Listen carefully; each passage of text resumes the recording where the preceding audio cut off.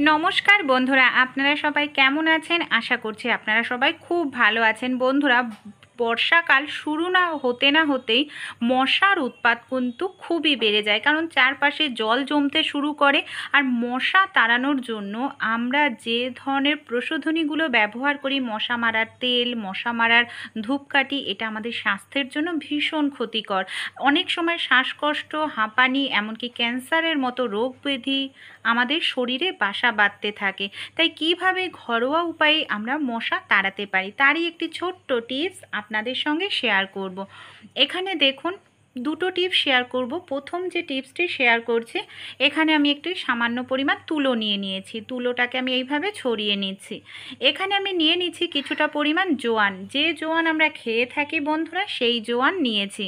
কিছুটা পরিমাণ রসুনের খোসাও আমরা নিয়েছি। দুটো লবঙ্গ নিয়েছি। এখানে আমি যে উপকরণগুলো নিয়েছি, প্রত্যেকটা উপকরণের একটি স্ট্রং গন্ধ আছে, এমনকি মশা তাড়াতে ভীষণ সাহায্য করে।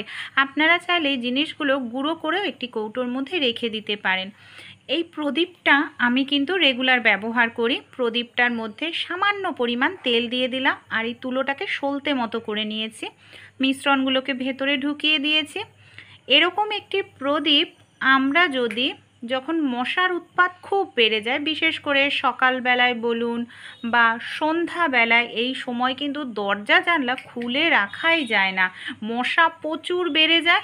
আর বাচ্চা কাচ্চারা তো কান্নাকাটি করতে থাকে মশার কামড়ে। আমাদের কিন্তু বাধ্য হয়েই নানা ধরনের কেমিক্যাল যুক্ত জিনিস ব্যবহার করতে লাগে। তাই এরকম একটি প্রদীপ আপনারা ধরিয়ে আপনাদের ঘর বাড়ির চারপাশে প্রদীপটাকে একটু দেখিয়ে নেবেন। প্রদীপ থেকে যে ধোঁয়া বা শিখাটা উঠছে, এর মধ্যে থেকে যে একটা গন্ধ বের হচ্ছে, স্ট্রং গন্ধ, এটা কিন্তু মশা একেবারেই সহ্য করতে পারে না। অবশ্যই চেষ্টা করবেন পুরোটা প্রদীপ আপনারা এইভাবে ধরাতে, যাতে ভেতরের যে মিশ্রণটা আছে সব জিনিস ভালোভাবে পড়ে এমনকি গন্ধটা বের হয়। এর ফলে দেখবেন কোনো রকম কেমিক্যাল যুক্ত আপনাদের জিনিস মানে ব্যবহার করতে লাগবে না মশা তাড়ানোর জন্য। এটা যখন পুরোপুরি জ্বলবে, বেশ কিছুক্ষণ কিন্তু এর থেকে ধোঁয়াটা বের হবে। বন্ধুরা দেখুন, পুরোপুরি জ্বলার পরেও ধোঁয়াটা বের হচ্ছে। এতে কিন্তু ক্যান্সার, শ্বাসকষ্টর মতো কোনো রকম রোগ ব্যাধি আমাদের শরীরে বাসা বাঁধবে না। অবশ্যই আপনারা অ্যাপ্লাই করে দেখবেন যাদের নানা রকম সমস্যা আছে। পরের যে টিপসটি শেয়ার করব, এখানে একটি পাত্রের মধ্যে আমি নিয়েছি বেশ কিছুটা পরিমাণ জল। এখানে আমি 1 গ্লাস জল নিয়েছি। জলের মধ্যে কিছুটা পরিমাণ রসুনের খোসা, লবঙ্গ, নিম পাতা দিয়ে দিলাম। এর মধ্যে দিয়ে দিচ্ছি সামান্য পরিমাণ জোয়ান। জোয়ান মশা তাড়াতে ভীষণ সাহায্য করে। বন্ধুরা, আপনারা একদিন ট্রাই করে দেখুন। যারা ধোঁয়া পছন্দ করেন না বা ভাবেন ধোয়ার জন্য ঘরবাড়ি নোংরা হয়ে যাবে, কালো হয়ে যাবে, তারা এই পদ্ধতিটি অ্যাপ্লাই করতে পারেন। আমি যে পরিমাণ জল দিয়েছি অর্ধেক করে ফুটিয়ে নিয়েছি জলটাকে।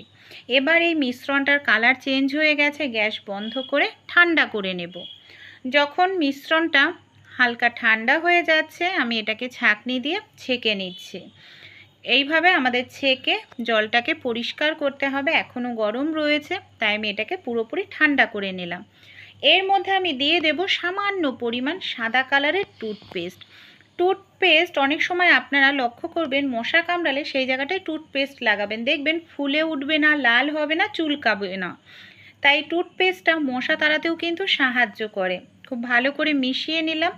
এবার একটি দেখুন, আমি স্প্রে বোতলের মধ্যে এই যে মিশ্রণটা নিয়েছি, মিশ্রণটাকে আমি এইভাবে ঢেলে নিচ্ছি। এই যে মিশ্রণটা, এটা কিন্তু খুবই ভালো একটি আমাদের তৈরি হয়ে গেল মশা তাড়ানোর জন্য। অনেক সময় বাচ্চাদের নানা রকম কেমিক্যাল যুক্ত স্প্রে আমরা দিই জামা কাপড়ে, তা না দিয়ে এটা ব্যবহার করতে পারি।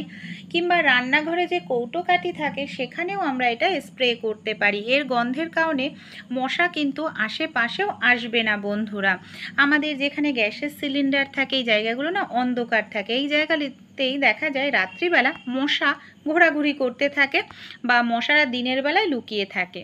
যেখানে যেখানে আপনাদের বাড়িতে মশার উৎপাত, বিশেষ করে সন্ধ্যের দিকে আপনারা এইভাবে জানলার দিকটা একটু স্প্রে করে দেবেন। এর গন্ধের কারণে জানলা দিয়ে দেখবেন মশারা কোনোভাবেই আর আসবে না।